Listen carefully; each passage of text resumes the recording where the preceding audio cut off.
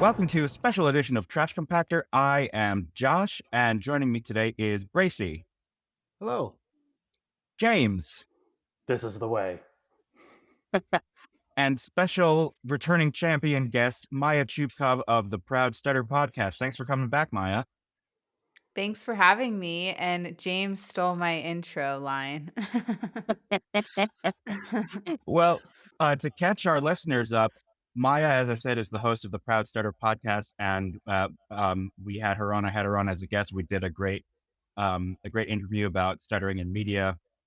And Maya has been slowly working her way through Star Wars media. She actually hadn't seen Star Wars, and we're periodically kind of checking in with her to get a perspective from somebody coming to Star Wars new. It's interesting, Bracey. I think in our last sort of in between season episode, or maybe 2 months ago, I don't remember. We were talking about how Star Wars is so massive now. Like you don't even need to have seen the original movies to get into it and to be a fan. And I think, Maya is a perfect example of that.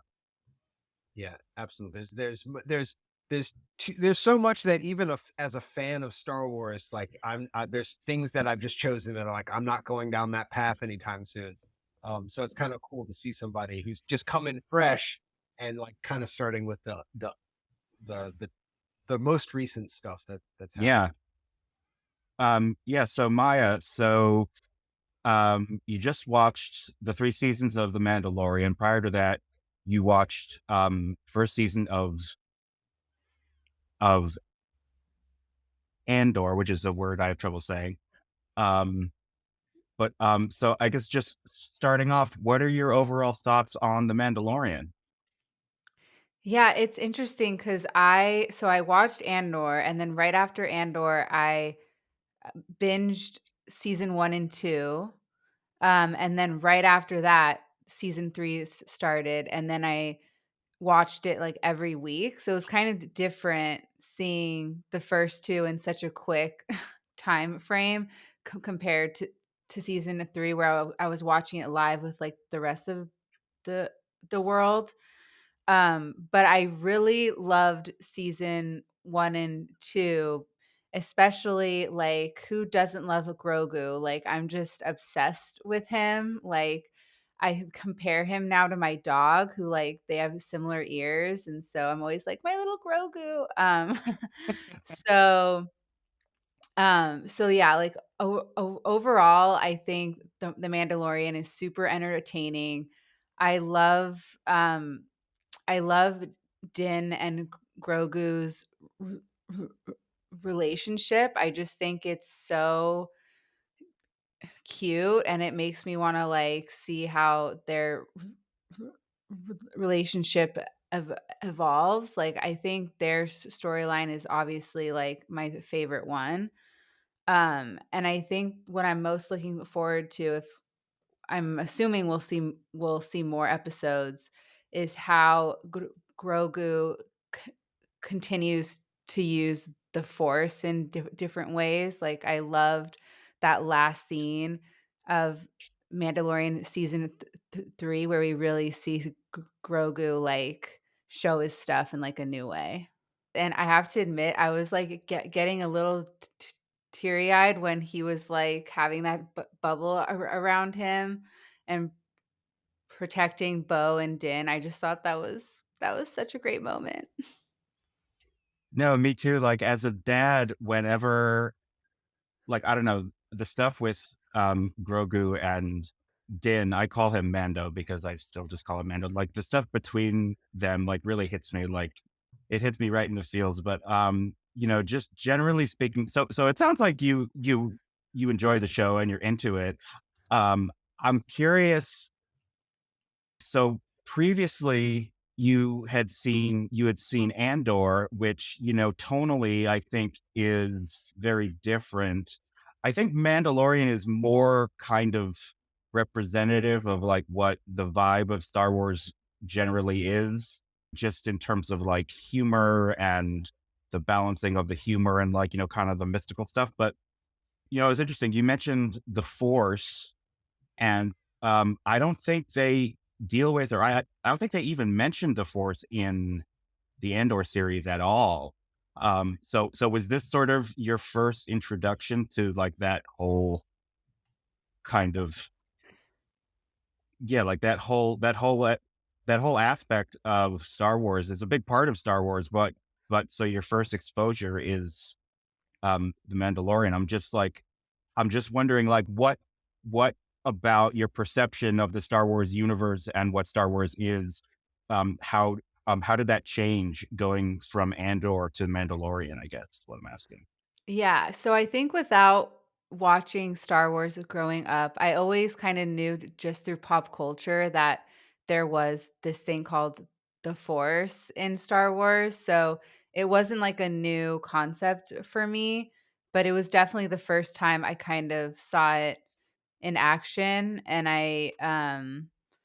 I'm not one to, like, do a lot of research after an episode, like, let's say I, like, don't know who this character is, I'm not gonna, like, like, when Ahsoka showed up, I'm not gonna do, like, a deep dive, like, I'm sure I'll eventually learn more about her as I consume more and more just Star Wars, but I'm the kind of person that just likes to enjoy it and learn it at a natural way by just watching.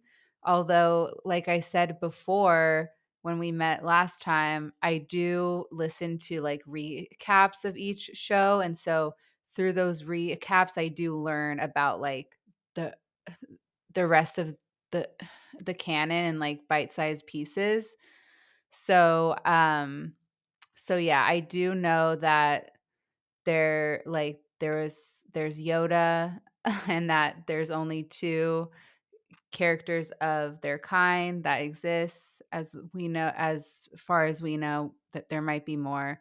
So, yeah, I know a few things, but I think with Andor, I really didn't see it as a Star Wars show because it just seemed like it just seemed, like it was, like, its own thing, but with The Mandalorian, I definitely am starting to see or to, like, understand that this is way more, like, Star Warsy and, like, there's just so much, there's a lot to go there's a lot to going on because we're able to travel to a bunch of planets and meet a bunch of characters that and, like, like, I know a big thing in Star Wars is, like, having all those buttons and machines and, like, having stuff happen after that. So, like, I'm starting to get to know the Star Wars vibe through watching Mando.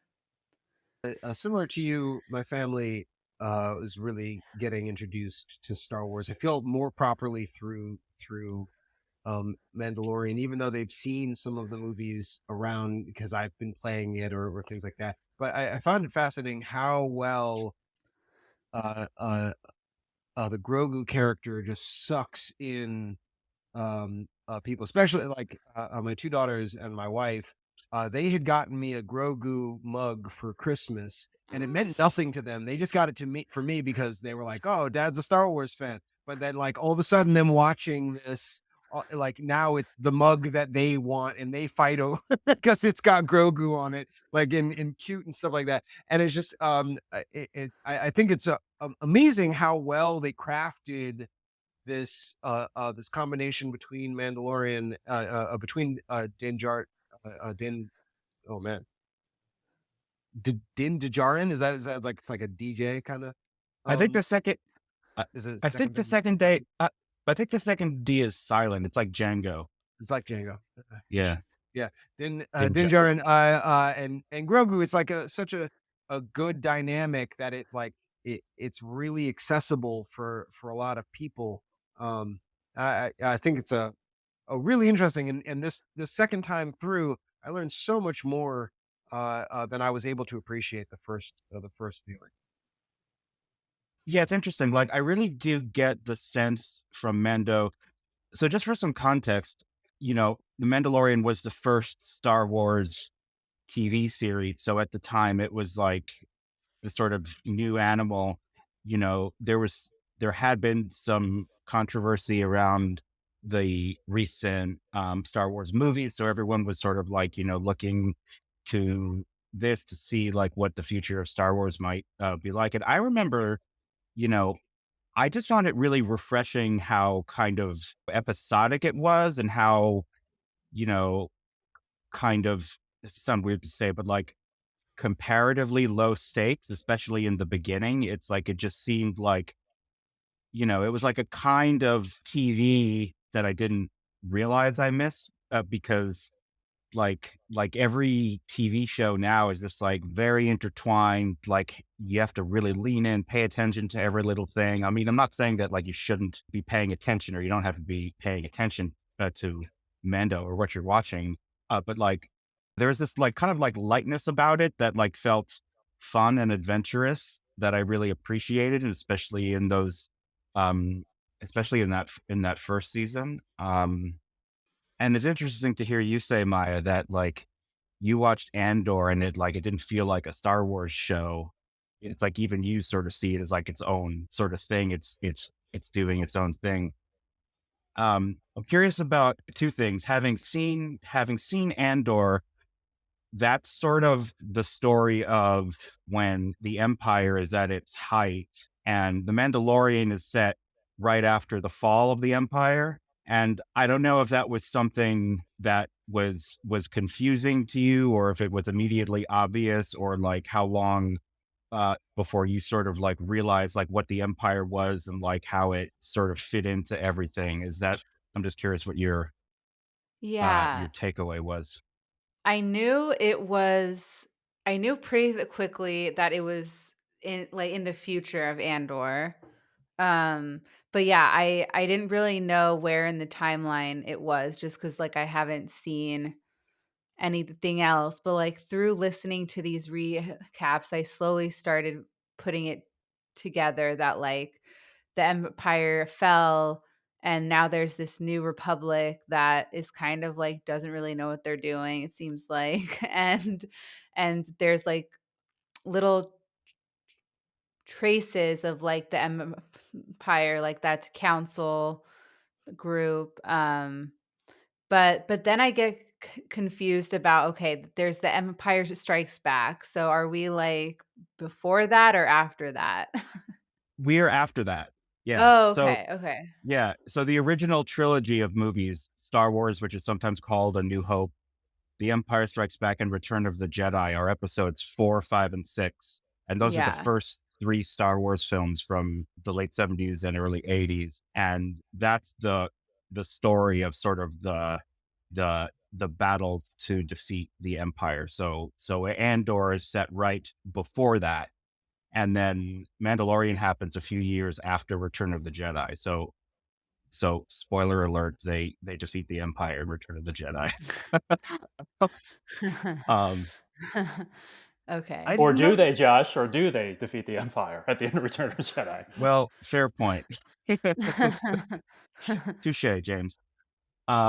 Yeah, I mean, the other thing I'm wondering, just the last thing specifically was, it was a big deal when Luke Skywalker showed up at the end of the second season. Mhm. And I'm wondering Yeah. if that's another, yeah, I'm wondering like how that hit you. Like, I'm wondering if that's another one of those sort of instances where the reputation in pop culture at large you sort of felt the weight or the significance, like without having necessarily direct knowledge of it. I'm wondering how that sort of landed for you. Yeah, I was, like, so excited even though I'd, like, never seen Star Wars. I was like, "Oh my god, I know this is a big deal because like, Luke Skywalker is, like, one of the most popular Star Wars characters, and he's Darth Vader's son, right?" Spoiler alert. Yeah.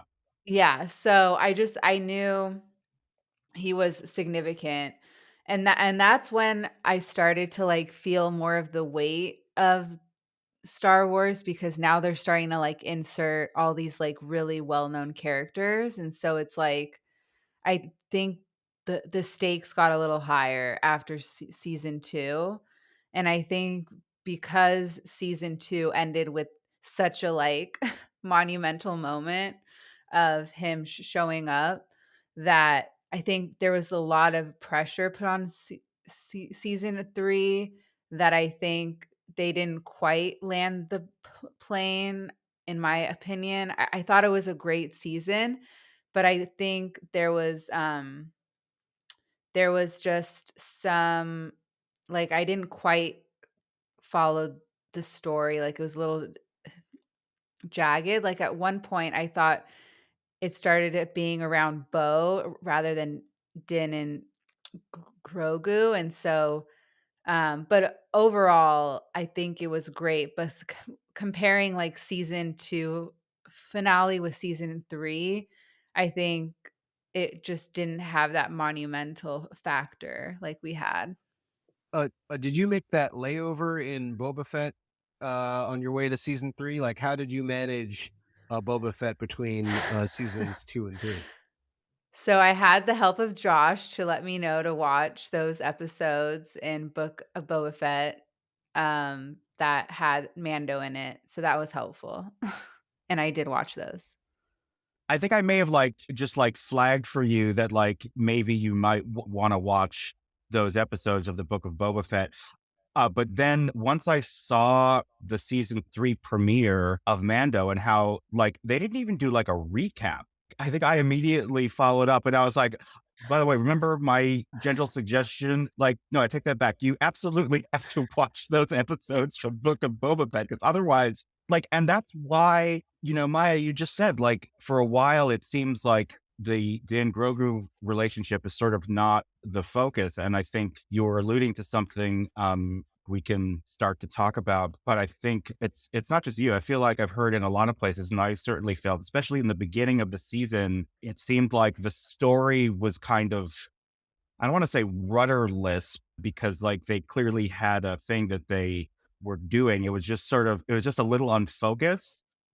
But like, what if those 2 or 3 episodes of the Book of Boba Fett had been the first 3 episodes of this season? Like the whole season would have Yeah. been really tight, I think. Yeah. Yeah, that was a weird move to me. Yeah, like I don't. So did you just watch those few episodes of the Book of Boba Fett, or are you someone who's like a completist and you're like, no, if I'm going to watch this, I'm going to start from the beginning and watch them all?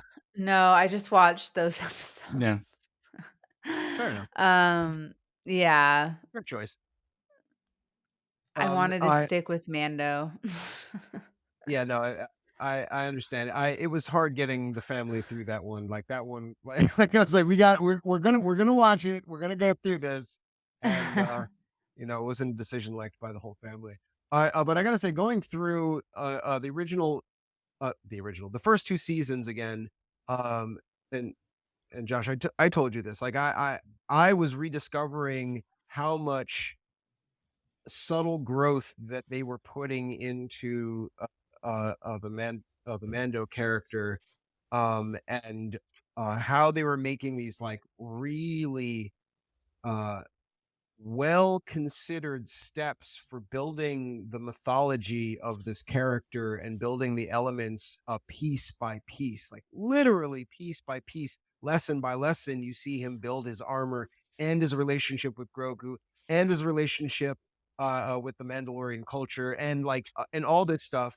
And I feel like what I experienced going through the third season, and it really didn't hit home for me until the last episode, but it just felt like they were doing a slow build and it felt like they were forced to pay stuff off.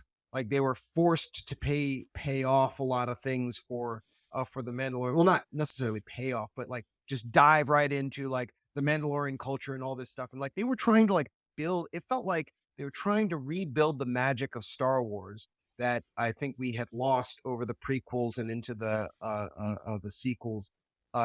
Uh, but it felt like all of a sudden it was just like forced starting in Book of Boba Fett to just like, no, time to, we gotta sell some stuff. I don't know. It's like it felt like it's like we need more Mando characters for everybody. We can't just have Well, like a male Mando. We need enough people, enough for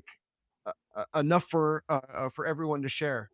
well, I don't know if anybody else got that feeling. I mean, I don't know if I'm the only one here who's been through the Clone Wars and Rebels. I think you are, James. Yes. Okay, so Yeah. I've been through the Clone Wars, and I think I'm not saying this season. I like this season. It's obviously not a well balanced season. And to answer your point, Bracey, I think I don't know if they were forced, but Dave Filoni definitely wanted to pay off what he started in Clone Wars and Rebels, and finish it. I think before Ahsoka came out, because that's his other big payoff. So I don't know if like the plan in his mind was always to introduce a solo Mandalorian character who would help him unlock the vintage Star Wars legacy characters, and also allow him to pay off all the things he didn't get to finish in Rebels and Clone Wars. But for me, like Bo-Katan, I've been with her for a long time in the story, and the dark saber, and like, not that I'm not saying it doesn't mean as much to all of you watching it as it should, because I think a series should probably stand on its own without having to watch, I don't know, 8 or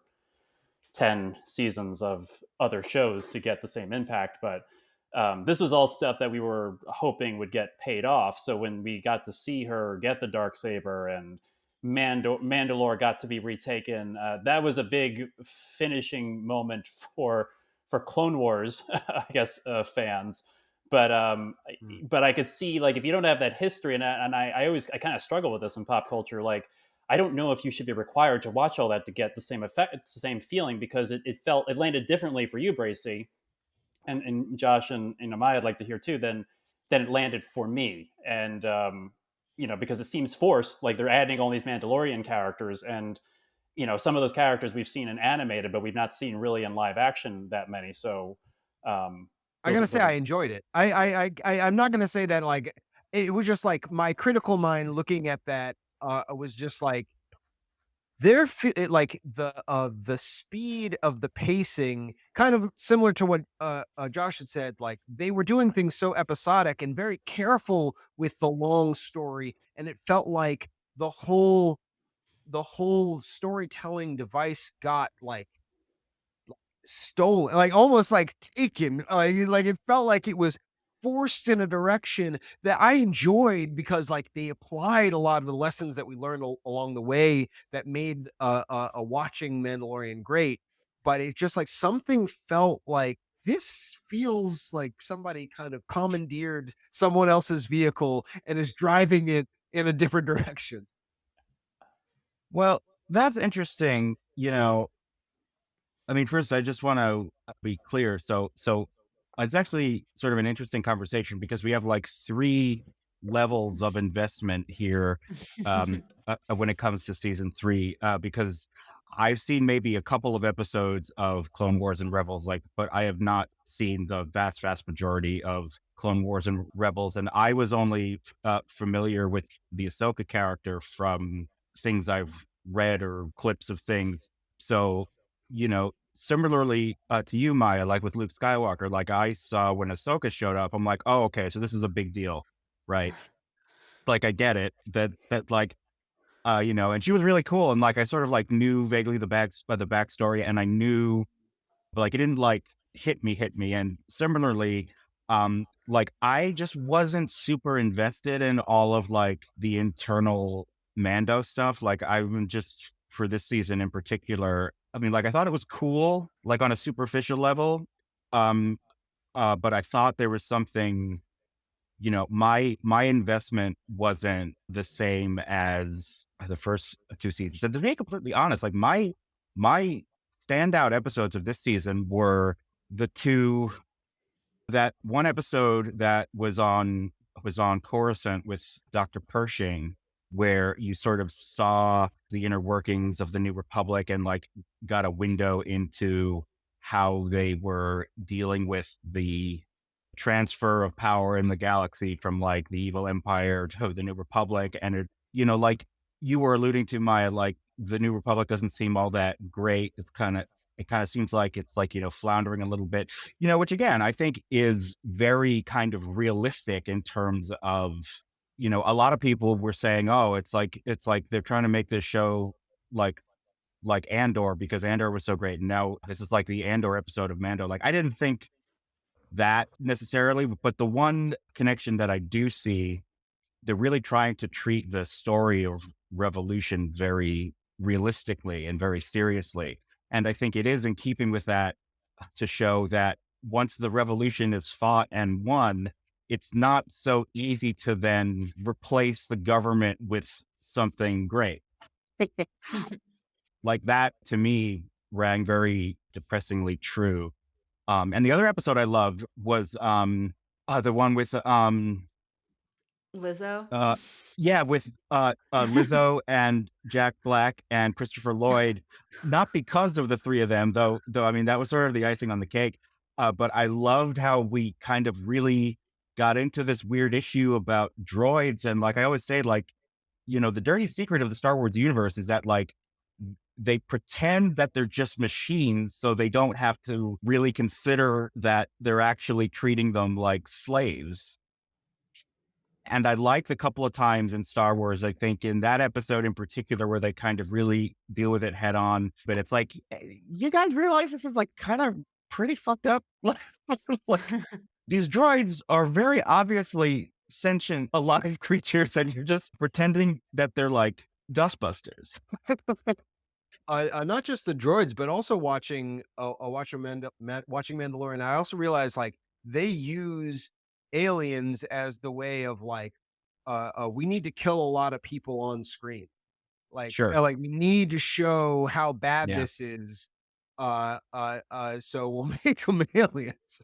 We just change their and then it's like, you know, it's okay. We can just like mow through them and make them suffer in multiple different ways, but you know, we can make it comical because they're aliens. And that really stood out to me this season more than ever. I have a And question for James actually. Why coming from an understanding of the previous material, Rebels and Clone Wars. Something that I was looking for, I was like thinking that was about to be a payoff, not knowing the material from before, seeing all these Mandalorians, and knowing that there's this whole religious group that uh, that don't take off their masks, and they're all basically like grown from foundlings, finding creatures, people from around the world. I was thinking that this was all building towards a moment where they actually do unify, and when they take off their helmets, you see that they actually that whole half is like just complete like aliens, creatures from different worlds. Because I was like, I mean, if they're taking foundlings and the only thing that they care about is that they follow the way, that there's an interesting thing that can come together. But I'm starting to think that that's not at all going to ever be the thing. It's like I was just wondering if there's any insight as to like that sect from the culture. Well, I mean, I want to. I mean, I won't go down too far a rabbit hole. I'll try to do like a little synopsis. But Sounds good. back when Mandalore was in, before the Empire ruined it, Mandalore was kind of a little bit like Coruscant, where a lot of people were sort of just walking around like not wearing armor and stuff. It was part of their culture, but there was like specific people who wore the Mandalorian armor, and then there was a specific group of extremists who were against the way things were, called Death Watch. and Mhm. and then when the Empire got That sounds involved, right. Death Watch helped like try to defeat Mandalore, and at one point, the enemies of the Mandalore, and then I don't want to even get more confusing, but I'll just drop this name. At one point, Darth Maul runs Mandalore, and the Death Watch are his. He's a head of Death Watch basically because he's gotten the dark saber, and there's all this stuff. But anyway, that's just like a little encompassed history I'll just give. And then after Mandalore was destroyed by the Empire, and all the Mandalorians had to leave their home world, the sect that Din is part of is sort of a spin-off from Death Watch, but they've adopted an even different type of extremism, because Death Watch could take off their helmets. They weren't all like wearing their helmets all the time. Like there were plenty of episodes where you could see the head of Death Watch and they were all exposed. So this is sort of a sub faction that's developed out of the fall of Mandalore. And then, and also in the series, like you would typically, you were born into a Mandalorian bloodline, and so you would take the oath and you would be given the armor of your ancestors and stuff. So I think the foundling thing is also something that spun out of the fact that they were sort of a homeless tribe, just trying to rebuild their ranks the best they can. Now that they have a homeworld again, I don't know if they're going to continue to open their ranks to the That's Lost. interesting. But Yeah. this is all a spin-off because they've lost their tribe, or they lost their home, and now they're a lost tribe. You know what it reminds me of? There was an article that I read during season 3. I think the headline was something like, "Is the Mandalorian low-key Jewish?"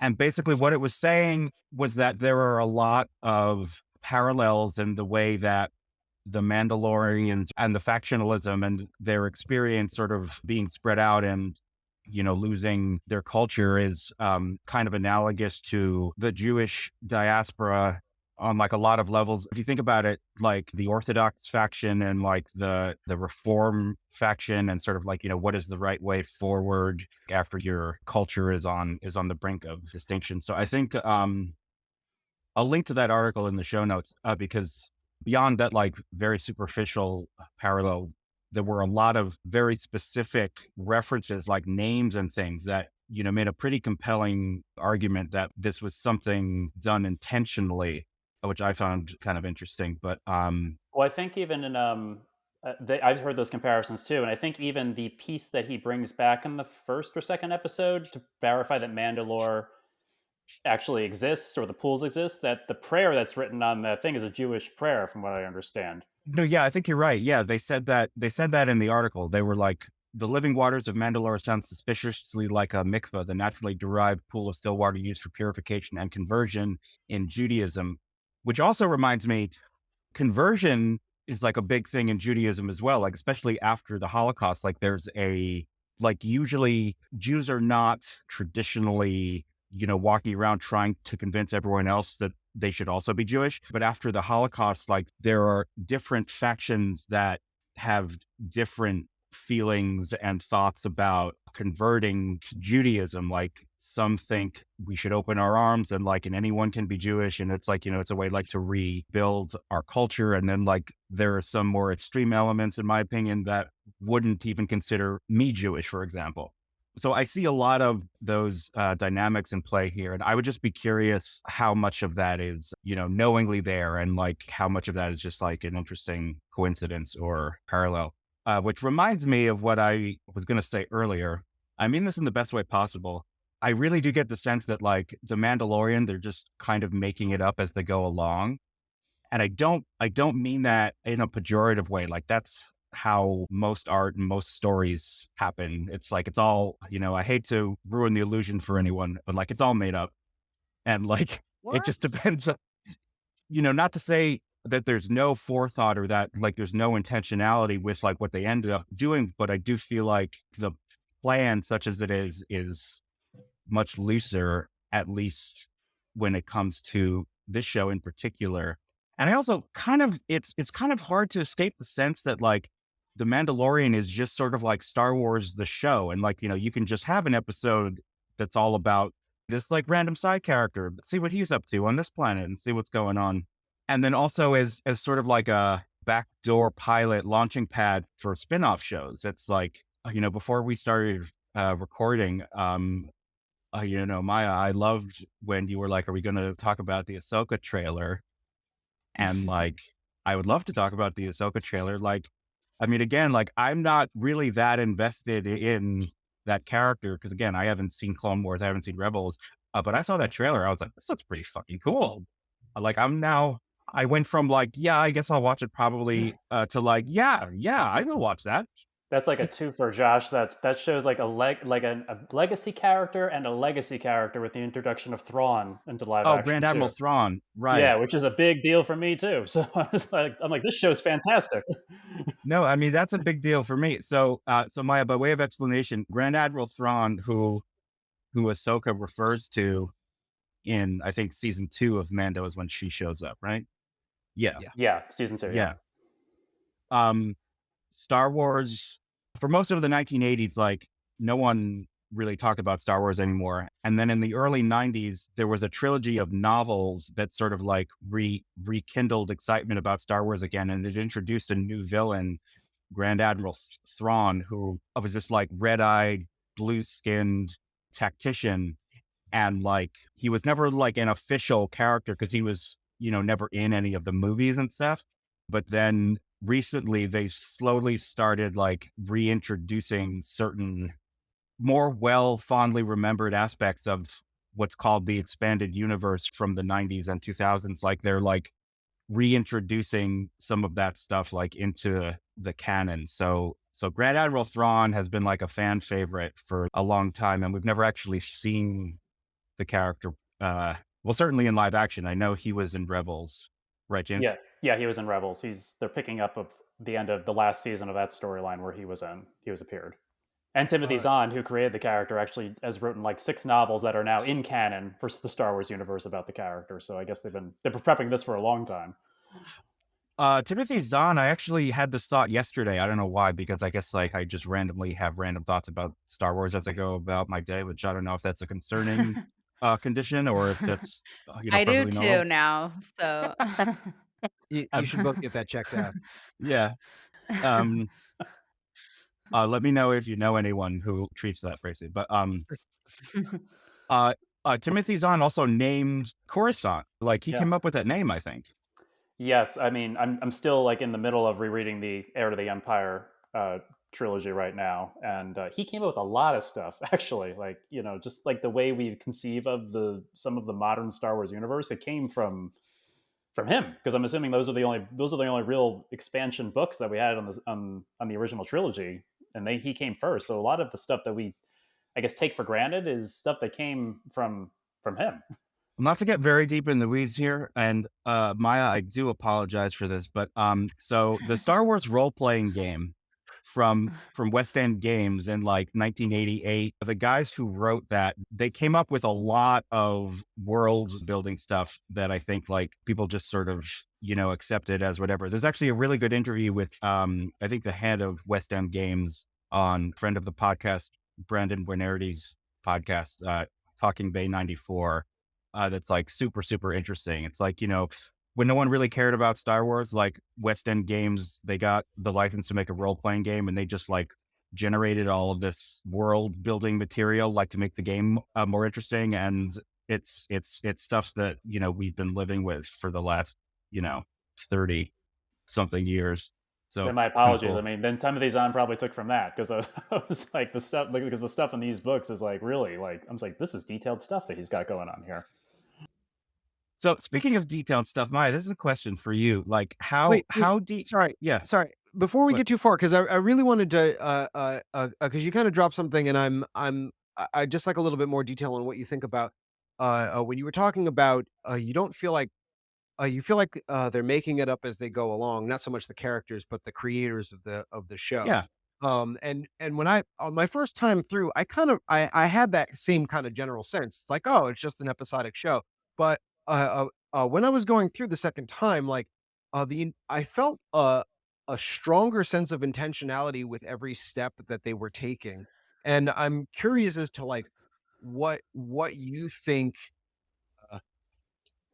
the cycle of making it up, like how far in like what kind of groupings do you think that they were working in? Because definitely have a sense of like up to season 2 that there was like definitely uh like a strong sense of growth of like where they were going and like what could happen if they grew this way for a much longer shot of the show.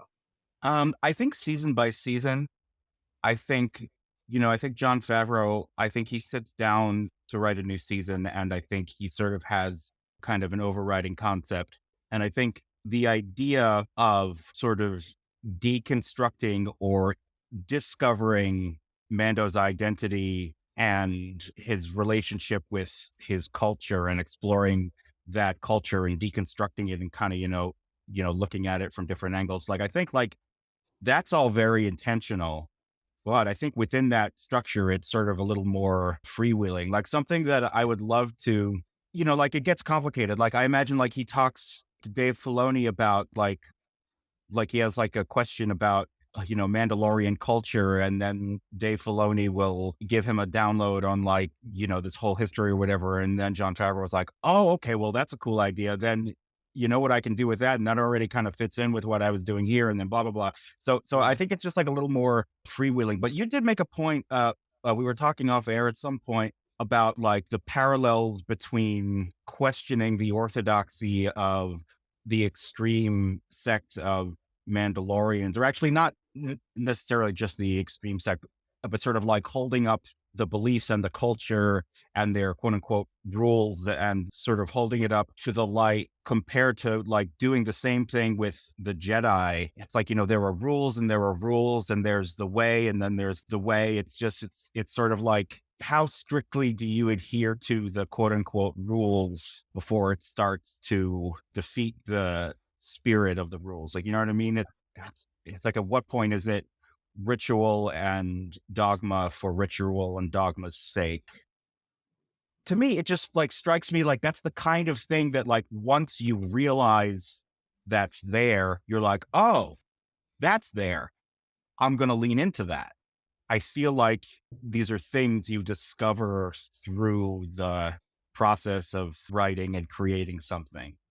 My read, and I'm curious on others' take on this, is just that like I felt like there was a strong direction in like kind of getting back to that heart of the force, and the way that you could do that is through this Mandalorian night culture, but then also at the like planting a seed at the heart of that, which is a character that we know can live for 900 years at least. And I think I just thought that that was a really interesting choice to put that character between these two worlds. It felt very intentional to be like that's the direction that's going. And the moment that I feel like was like beautiful, and I feel like it's just like the most subtle, beautiful moment in all of the Mandalorian seasons is just Din Djarin sitting next to Grogu in the ship after a lot of stuff went down, and him lifting up his helmet and taking a sip next to Grogu. And it's like it's such a subtle moment, but if you pay attention to like every single episode and the character development, and then even in the third season, I feel like they kind of flagged that that's a really important thing because of how that group practices even just eating or drinking something. It's like everybody leaves the fire pit and goes on their own. That like like something in that moment felt like so intentional, and that like there's a much stronger anchor that was being pulled towards. I agree with you, though entirely. Like filling in the gaps or how these things work. That's kind of like you make it up as going along. But I just felt like this show more than ever made me feel like that he did the opposite. That like he actually had a direction that we needed to go, and like how we get there is the journey, but like the destination is clear. Yeah, I mean that could be true. Like again, like I don't know, but like when you're starting with a character whose like number one quality is how cool his helmet is, then it makes sense to me that story wise you would be like, okay, well let's make the helmet a thing. It's like why doesn't he ever take off that helmet? Is that a bad thing to take off your helmet? Well, yeah, like there must be rules and stuff. Like otherwise, like why would he have it on all the time? It's just ridiculous. So I think it's like one of those examples where you sort of like lampshade it. It's like, well, how do we deal with the fact that this character never takes off his helmet? Well, make that part of the story. And then, once you get there, it's like, oh, okay, well then like if we make taking your helmet off a big deal, then that sort of like leads you down all of these interesting roads. It has a lot of reverberating ramifications, implications. Well, to your point, Josh, about like them, like sort of asking Dave Filoni, like man, like the idea of not taking your helmet off. We never saw Boba Fett take his helmet off, so we don't know. And in the Clone Wars, Mandalorians do take their helmet off. So this was a direct, like we could have seen, I guess, Pedro Pascal more, but this was something Dave Filoni was like, nope, this guy's not going to take his helmet off. So this was like something he added to the lore of the Mandalorians for the Mandalorian. Well, but also the way they shot the first season, I know that they shot a lot of it before they even had cast Pedro Pascal. So I know that. Really, I didn't know Yeah. that. Yeah. So I feel like a lot of this is just like, it's just like practicalities and like, Yeah. realizing like, well, the character is cool because he looks cool and the armor is cool and the helmet is cool. So like, when do we show him when do we have him not wearing the helmet? And then I feel like it's like, well, I don't really want to think about that right now. We'll like figure that out later, I think is sort of the kind of thing. And then it's like, oh, okay, well then but that's interesting, James. Like, I don't actually know if we have talked about it on a podcast or not, but I know I've had this conversation with many of you many times. But I feel like, what the Mandalorian was like, they really wanted to basically do the Boba Fett show. But the problem is that Boba Fett turned into a different character. But then ultimately, at the end of the day, the reason why Boba Fett was so cool was because he was so mysterious and his armor was really cool. So why don't we just make another guy with the same armor? And then we could do whatever we want. And then I feel like that's sort of what this show is. It's like, and then ironically, they try to do the Boba Fett show and it's sort of weighed down with all of this baggage and lore and kind of, reconciling the kind of character he is in the memory of like a 90s fandom culture with like who the character became in the 2000s and like the prequels and stuff. And it's just like, he was the coolest when you never saw his face. And so I think they were like, well, let's learn a lesson here and let's not show his face as much as possible. Yeah, I think I mean, Mandalorian is, I guess, the Boba Fett show we should have gotten, and the Boba Fett show that we got was what the best they could do with what they had to work with, is what I'll say for the Boba Fett show. In hindsight, now of that show being out, this is where the plan went, and these are the two characters we got out of it.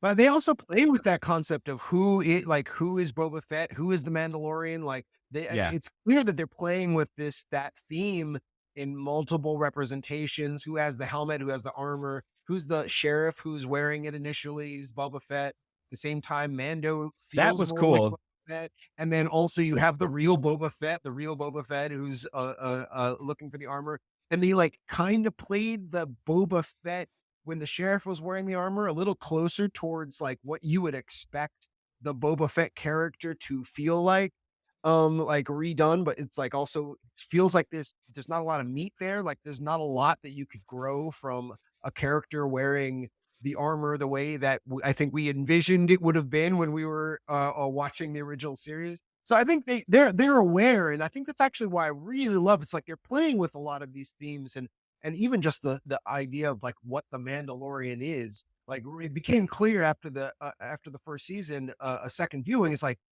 wait a second, I immediately thought that the Mandalorian was Din Djarin, but like very possible, but that it's just talking about like the this is the Mandal like this is I don't know, the gunfighter, like the gunslinger, so or Right. it's Christian, it's like it's the Templar, it's the Jedi, like it has a broader meaning, and we're just looking at the larger scope through this one little window. And ultimately, I think it's going to mean Din Grogu.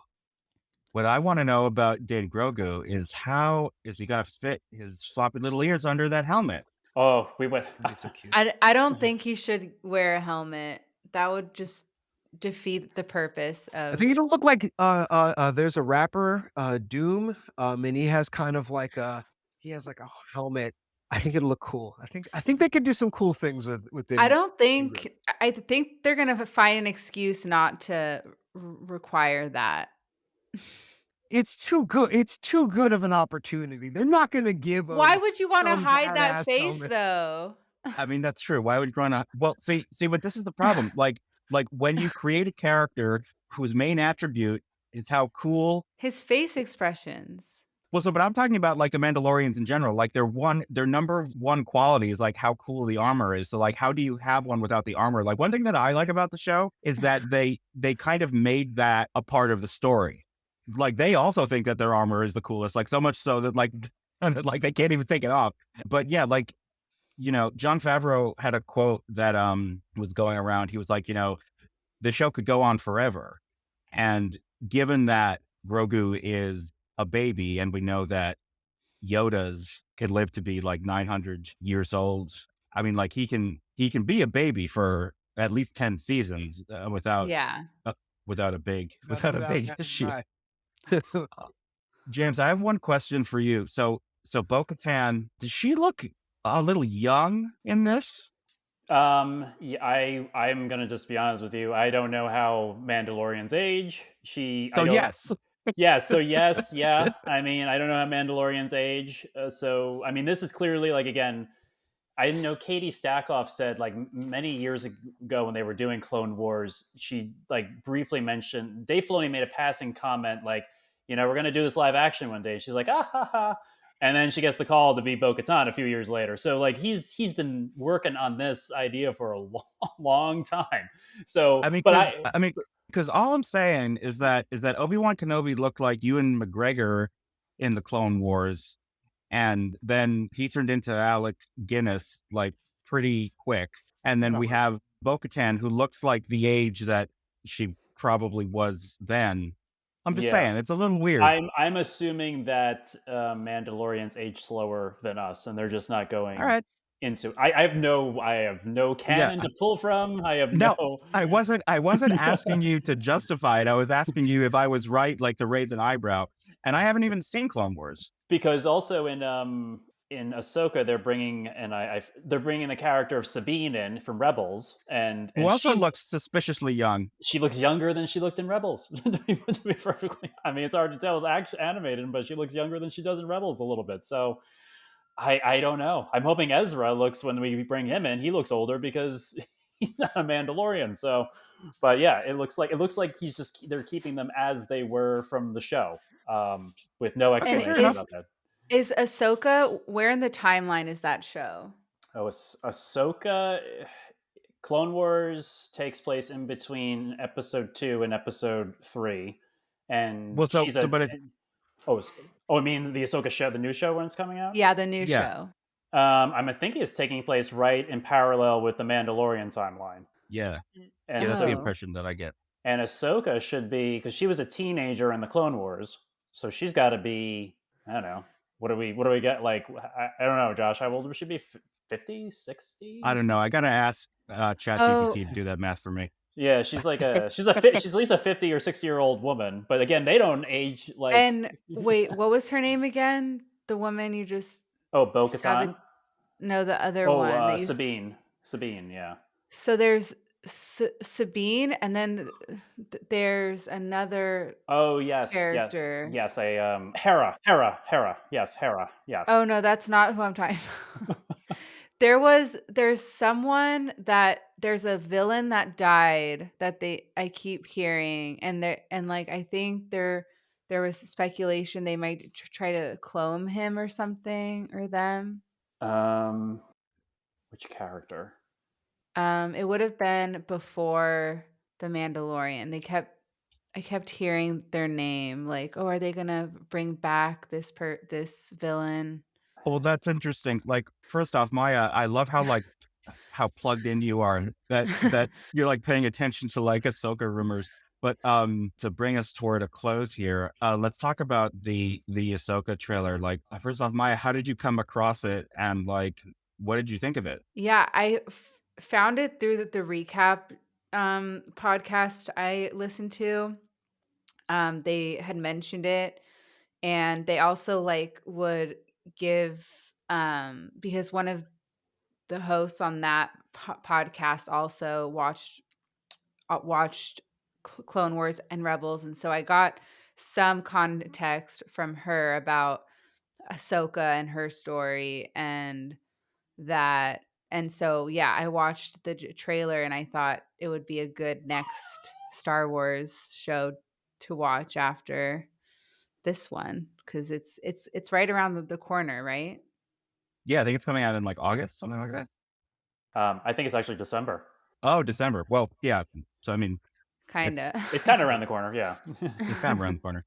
No, yeah, I saw the trailer, and again, like I'm always like, it really takes more than like spaceships and explosions and laser guns to get me interested in something these days. I'm not a kid anymore. It's like, yeah, you got to give me something to latch onto. And I saw that trailer and I was like, that's just cool. This is all right. Okay. All right. You did it. It looks really good, and I gotta say, I got a TV upgrade in the middle of watching Mandalorian. So like the last season, I was able to watch on like a big screen, 4K screen, and it was just like, oh my god, like things have really the future's looking a whole lot better. Like everything is it looks so good. So then when I was seeing some of the shots in the Ahsoka trailer, I was like, oh man, this looks really good. Like they're really up in their game. They're putting some time into the look of this stuff. Closing thoughts?